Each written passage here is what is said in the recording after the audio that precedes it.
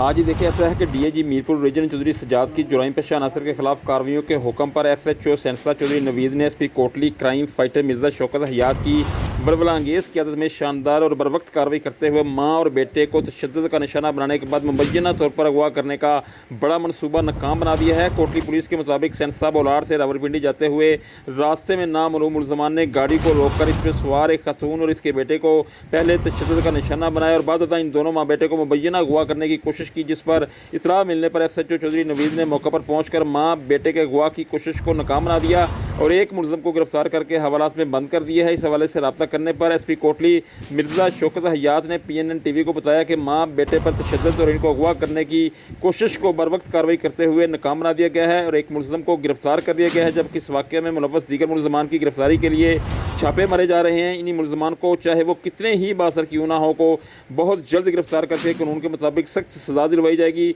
शहरियों की इज्जत और आबरू की हिफाजत पुलिस की अवलीन तरजीह है। किसी भी शख्स को किसी पर भी तशद्दुद करने की हरगिज़ इजाज़त नहीं दी जाएगी।